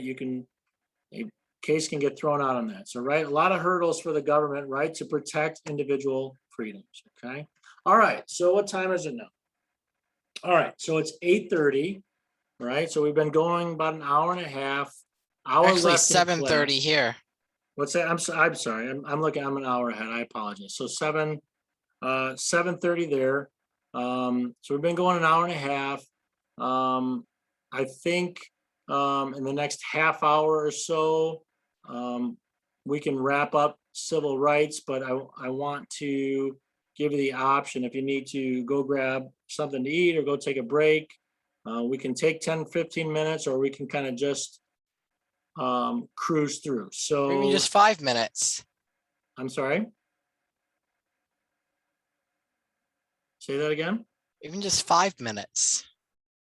Even just 5 minutes. I'm just, yeah, I mean, so what do you think? Do you want to take 5 minutes and then come back and then we can get through, or do you want to take a longer break? So let's say that. Give me a thumbs up if you want to just take a short break, or just kind of push through now. So give me a thumbs up if you want to take a short break now and keep going. Got 1, 2, 3, 4. All right, if you want to take a longer break, give me your thumbs up.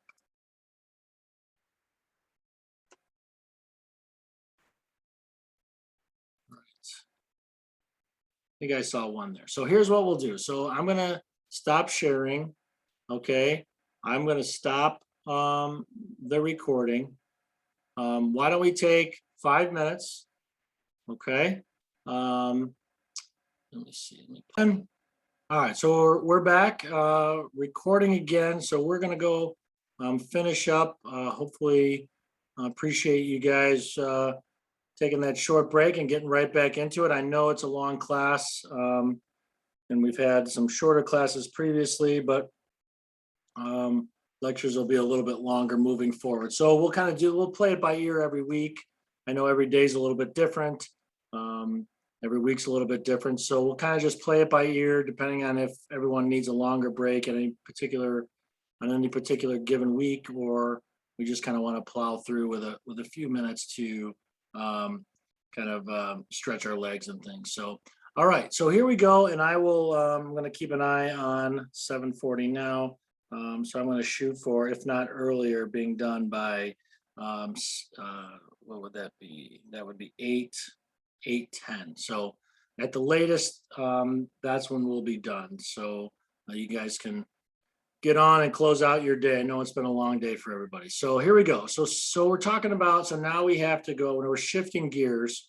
And it's important to talk about civil liberties and civil rights back to back. Sometimes that can create some confusion.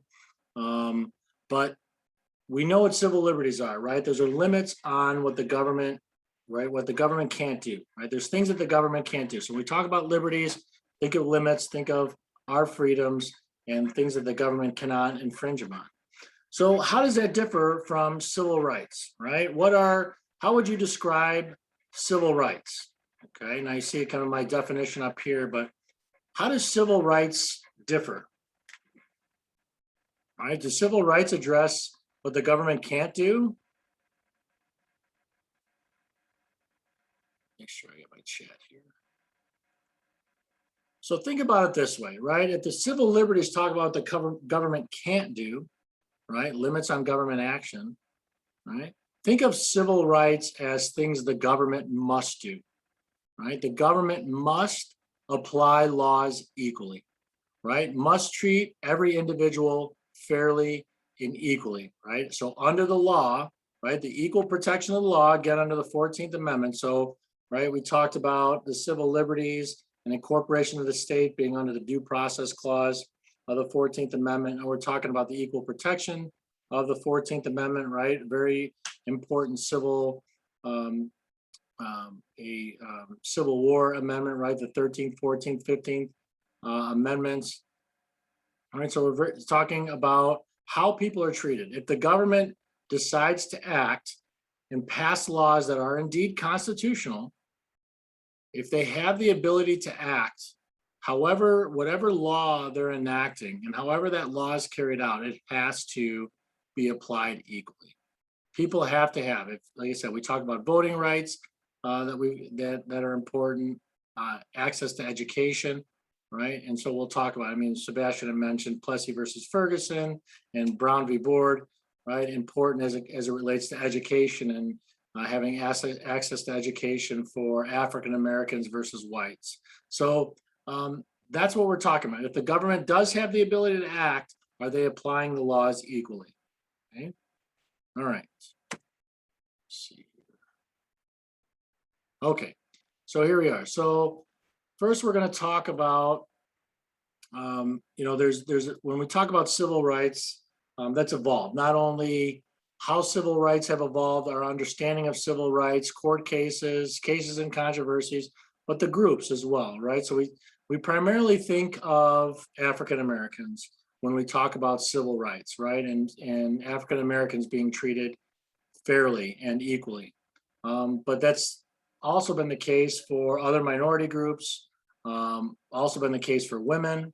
You can see through that. We'll talk briefly about the suffrage movement and beyond, right? Through feminism, equal, the ERA.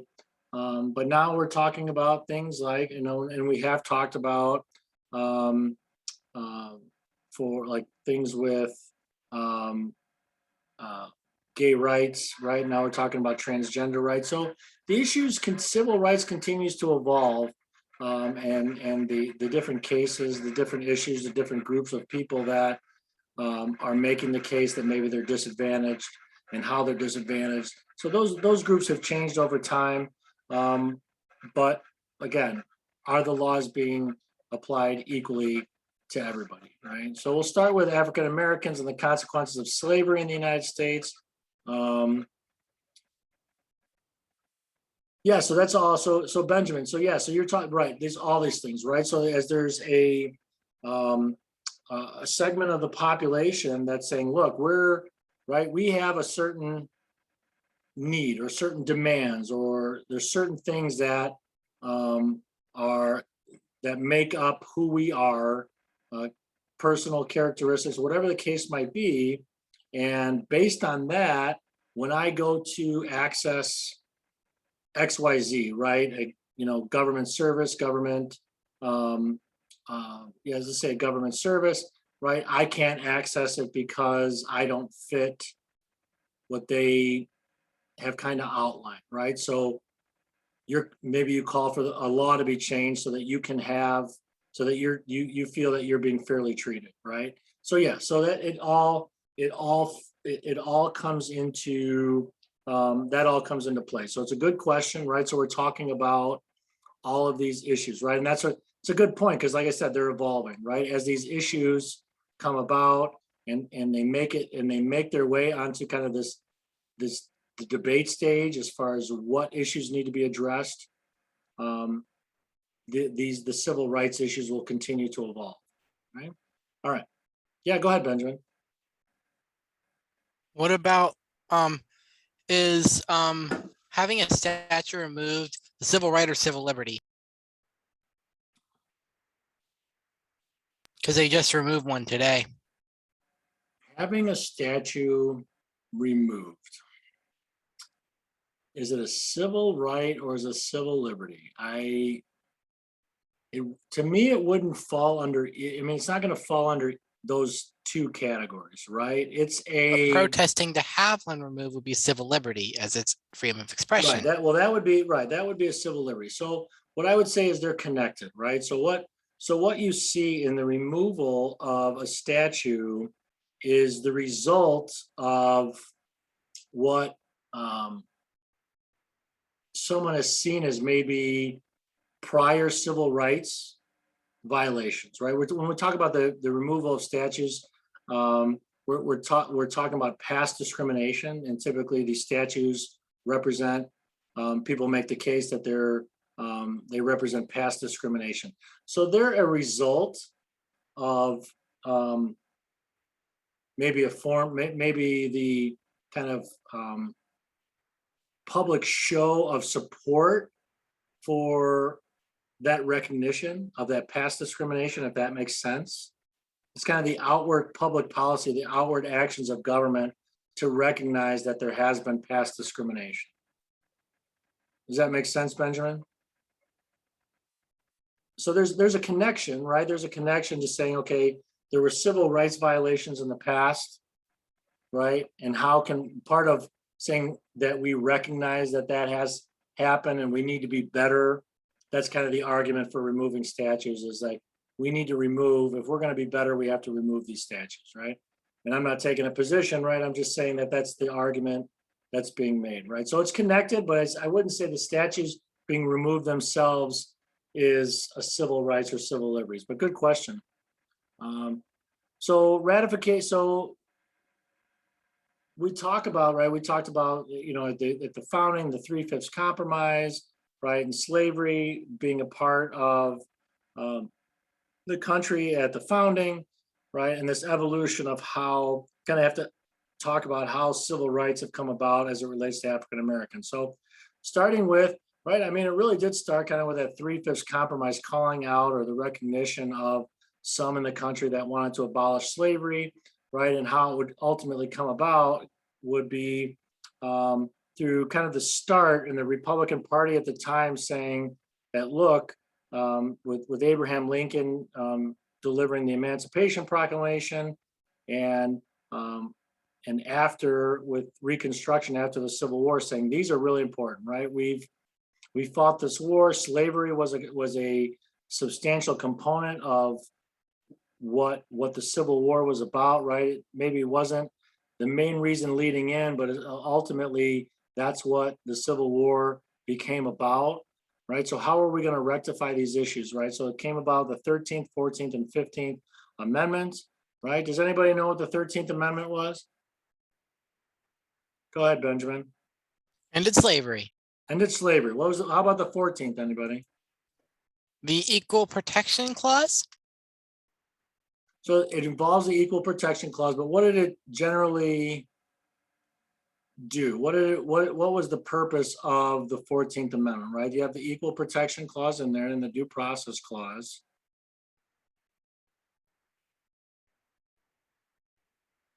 But what it had to do, so for those things to apply, right, you had to grant citizenship, right? So saying, right, that it wasn't enough to end slavery, right?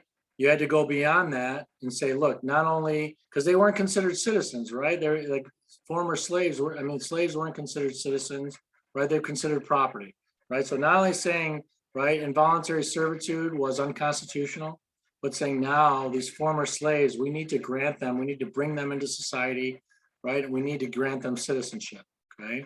And then what was the 15th Amendment?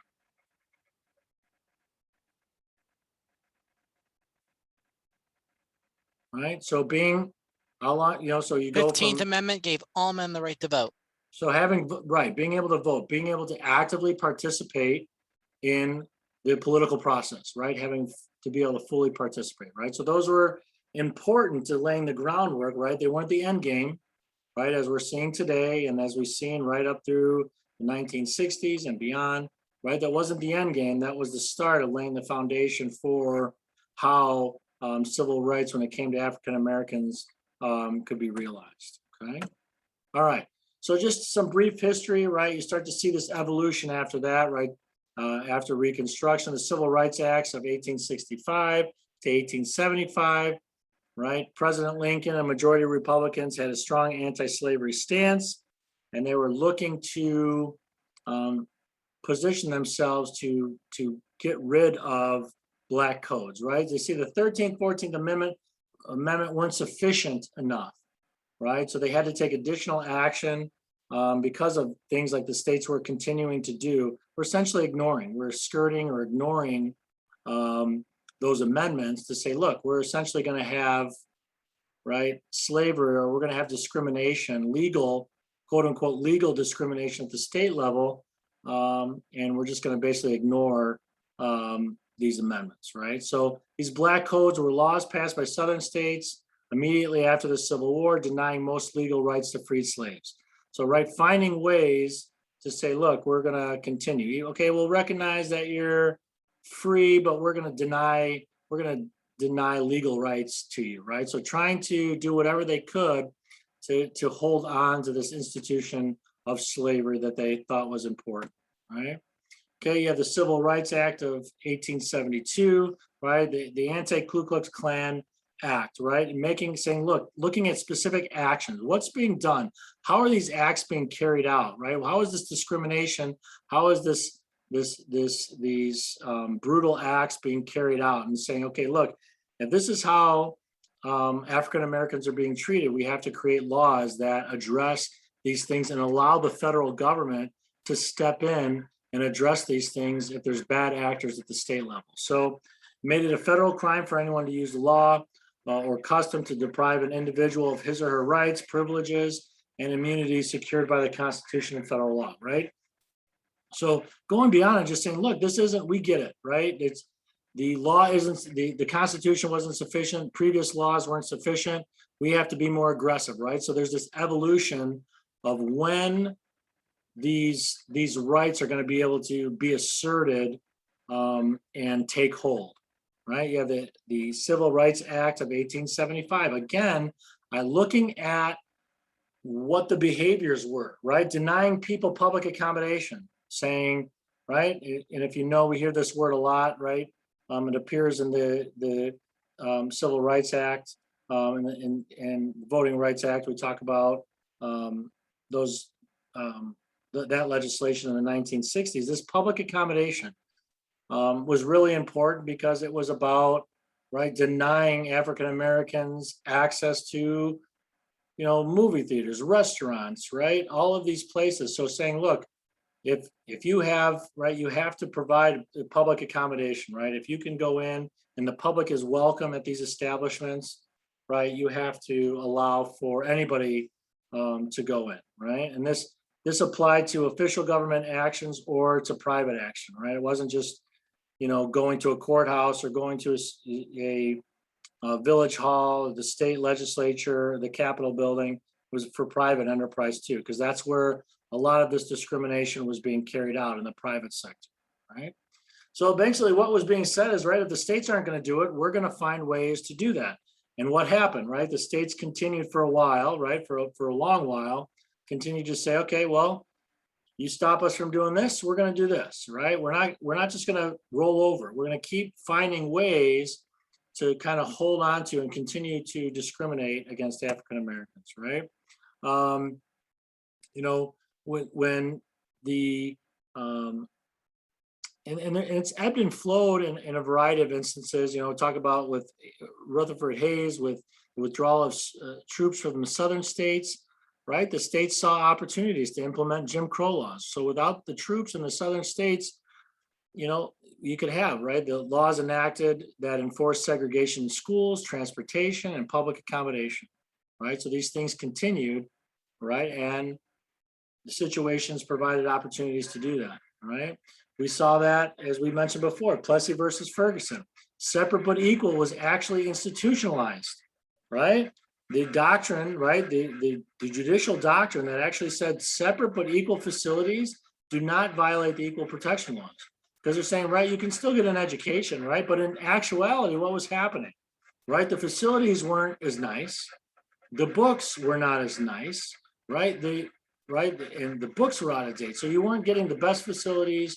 African Americans weren't, right? It wasn't equal, right? The facilities weren't equal in actuality. But the court said, look, separate doesn't mean that it's unconstitutional, right? Doesn't necessarily mean a violation, just means separate. So that was actually court doctrine up until Brown v. Board, right? So other things, right? It's important to kind of, you know, talk just briefly about white primaries, right? So you had a state primary election that restricts voting to whites only, primary election that restricts voting to whites only. And that was outlawed in 1944. But think about it, right? If you want to try to find ways and say, okay, well, guess what? You know, if you're in a southern state and you're going to discriminate against African Americans, say, okay, well, yeah, sure, you can, you know, African Americans, you can vote in a general election, but by that time, the candidates have already been chosen, right? So primary elections, as when we talk about those chapters about candidates campaigning and how interest groups have gotten involved in primary elections are a very important way for different voices to be heard and support different candidates to seek nominations of the different political parties.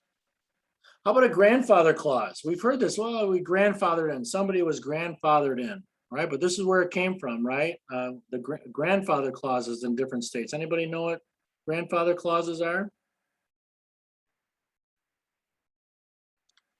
So they're device to, go ahead, Benjamin. There are exemptions from something. Yeah, so I mean, you're saying, right, you're saying, okay, well, I had membership. I was a member of this club before the new dues were put in place. All right, well, you're grandfathered in. You don't have to pay the new dues because you were already a member. Okay, so just to your point, Benjamin, right? You're exempted from those dues because you were already involved, right? So what some southern states did to disenfranchise African Americans, they said, well, we're going to restrict voting to those whose grandfathers had voted before 1867, right? 1867. You think that was planned out? Yeah, right. How many of these individuals had grandfathers that had voted before 1867? Yeah, it wasn't happening, right? So they could say, right, you can only vote if you're basically grandfathered, right? What was your grandfather able to vote there? No, okay, then you can't vote, right? So all of these nasty tricks, all this nasty legislation to disenfranchise African Americans, right? Poll taxes, right? Special tax must be paid to qualify for voting, right? The 24th Amendment outlawed it, but right, it was a norm at the time. And right, and based on past discrimination, right, having money to pay a poll tax, of course, it wasn't reasonable for African Americans and masses to have money to be able to pay the toll. Literacy tests, right? And then, of course, extra legal methods for enforcing white supremacy, right? So going beyond using the law to be able to use things like lynching, right? Just taking brutal action against individuals to try to try to deter African Americans from challenging the different laws, right? Ultimately, it did not work. African Americans, along with a variety of other supporters of different races, rose up, continued to push back. You've had this end of the separate but equal doctrine with the Brown v. Board of Education saying separation is in and of itself unequal, right? Just the separation that you're purposely separating these groups of people based on race, that is essentially that is unequal, right? So that segregation violates the Equal Protection Clause, and the Supreme Court ordered that schools be desegregated with all deliberate speed, right? Right? So even then, the southern states pushed back, right? It was said, no, we're just not going to abide by this decision, right? And that's right. There's the courts don't have, and we'll talk about this when we talk about the courts in that chapter, but the courts don't have the resources, right? Separation of powers. The courts can't say, well, here's my opinion, and I'm going to send the military in. Guess what? The courts can't send the military in. The courts can't send the National Guard in. The courts don't have the resources to implement their opinions. The courts rely on the legislative, the legislative branch and the executive branch to carry out their opinions. And that's ultimately what needed to be done, right? The military had to be used to quell violence and riots as a result to the Brown v. Board case, right? The school integration. Eisenhower federalized the Arkansas National Guard. JFK sent 30,000 US troops to the University of Mississippi, right? So there's instances in which saying, look, we're just not going to abide by this decision. And the executive branch, the legislative branch has to step in and say, look, okay, we're not going to allow you to continue to ignore legal, judicial opinions and federal law, right? So it's important to understand how this ebb and flow went between the parties involved, right? So we're talking about, right, civil rights, what some would deem civil rights violations today. It continues. We look at integration today and the resurgence of minority schools, right? What's causing that, right? Is it past discrimination? Is it poverty, right? What are the issues essentially creating these, right? You talk about typically inner city schools, right, that are primarily minority, primarily African American, other minorities, right? What's causing this, right? And there's a particular case, parents involved in the community schools versus Seattle School District, where they talked about integrating schools because so there's been challenges to forced integration, right? We talk about busing or trying to draw district lines just for the purposes of having integration. And the courts have stepped in and said, well, at that point, it's too far, right? Integration, right? You can't force segregation, but at the same time, there's limits to how you can enforce integration too, and you can't do it based solely on race. So there's been other tools that have been used, income level and things like that, to kind of bring wealthier students, middle income and low income students together to provide same opportunities, right? So we look at this past historical or the social or economic segregation as kind of this de facto segregation by circumstances related to income levels. You kind of have this segregation just kind of happens, right? So for the exam, just remember de facto segregation and de jure segregation, right? So the de facto segregation occurs because of past social and economic conditions as residential racial patterns, right? So history, right? History kind of creates these patterns over time, right? And then you have de jure segregation, which is actual laws or administrative action, right? Active segregation. Most of how our schools are segregated today are de facto segregation, right? It's just a matter of history and how where people have migrated to, how systems have kind of evolved over the economics, and economic systems and social systems have developed and evolved over time, right? So most are segregated, as I said, by poverty and race. All right, so what next?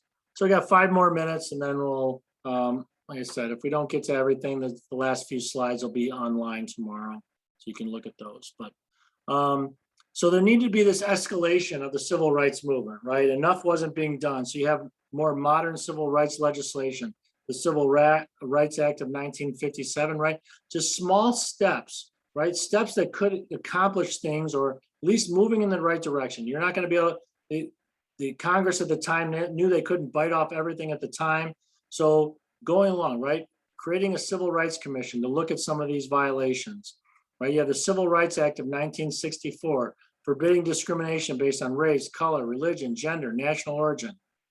Expanding the powers of the Civil Rights Commission, creating the Equal Employment Opportunity Commission, giving them the power to subpoena and get records to investigate. But putting teeth to these agencies was very important, right? And then dealing with voting, right? If African Americans were going to have a say in voting, right? They needed to be, the Congress needed to be more aggressive about asserting that right, right? So they outlawed discriminatory voter registration tests. And in some political subdivisions, there actually had to be federal voter registration to prevent states from behaving badly and pulling all sorts of dirty tricks to prevent African Americans from registering and being able to vote. The Civil Rights Act of 1968, again, we're talking about, right, where people can live, right? Fair housing, right? And addressing, say, okay, you can't deny people a right to rent, or when it comes to lending, buy a home, right? So forbidding discrimination in housing and mortgage lending, right? All right, how much, let me see. All right, I got a few more minutes, so we'll dig in. So that's kind of just this evolution, right? And then, right, so we're talking about additional legislation or different actions as it comes. I think Benjamin said, right, police brutality, is that civil rights? Are African Americans being treated fairly? How do we address concerns where we see them? Is it a state matter? Is it a federal matter? And how do we address these things? So it continues to evolve, but as you have African Americans, you have other minorities, and then women as well, right? Early women's political movements were focused on abolishing slavery, focused on suffrage, right? The right to vote, the right to franchise. And people think, well, why would the women's movement be involved in abolishing slavery? Why? Because there were female slaves, right? There was female slaves, and kind of the solidarity of women saying, look, if we're going to stand together as women, we need to stand together as all women, right? So, so one of the, so being a part of that, the abolishment of slavery, but also the ratification of the 19th Amendment with the women being allowed to vote, outside, right? Just moving beyond the cultural norms at the time of women not having a say or being involved in the public square in these political decisions, kind of women getting the momentum and kind of forcing themselves into the point to say, look, we want a voice, and this is how we're going to go about it, right? And then, of course, the second wave of the women's movement with feminism, the Equal Rights Amendment, that ultimately never passed, but right, still being discussed, and right, equal pay and things like that, right? But there have been additional successes, right, from the women's movement, right, challenging gender discrimination in the courts, Title IX for sports and professional programs, and the representation, just like African Americans, the representation is changing at the state and federal level. The representation of women in Congress and other legislative bodies are increasing. Right? All right. And like I said, you have Title VII of the Civil Rights Act prohibits gender discrimination. And then again, attacking issues as they come about or as they're uncovered, things like sexual harassment and wage discrimination. All right. And then this lastly, I'll just talk about just briefly the affirmative action, right? So there's just been this kind of pushback, right? There's ebbs and flows in all these different movements, just like, you have saying, okay, look, race can't be the determining factor, right? So as there was a push for affirmative action, right? The courts have also looked at this kind of idea of reverse discrimination, right? And that race can be involved, right? But we have to look at more than just race when we're deciding public policy, right? Because then you have these reverse discrimination components, right? When it comes to eligibility or acceptance into, higher education institutions, right? You can't put one group of individuals, one race, at a disadvantage to help out another race. There has to try to find this balance. So, but like I said, state ballot initiatives, not just legislative bodies, but referendums. Citizens have gotten involved in pushing initiatives on the ballot to try to limit the reach of affirmative action. And with that, all right, I'm at 8:11. So I went over a minute. I apologize. These slides, the video will be posted tomorrow. Are there any questions about anything we've talked about? I'm going to stop sharing so I can see everyone's faces or screens a little bit easier. Any questions? All right. Well, I'll tell you what. So appreciate you hanging in there. Good job tonight. Reach out as soon as you can as you're studying. If you have any questions about the exam on Tuesday, right? So if you're thinking about 5 chapters, 65 or 70 questions, right? We're not digging into the details of court cases and things like that, right? You're looking at 10, 12 questions per chapter, and maybe a little bit more than that. But so if you're only looking at 12, 13, 14 questions per chapter, you're not getting into the weeds on a lot of things. So really, main ideas, concepts, being applied, those concepts, understanding the general ideas of what comes out of the different chapters is important. Okay. But I will hang out if anybody has any questions. But other than that, go ahead and jump off and have a good evening.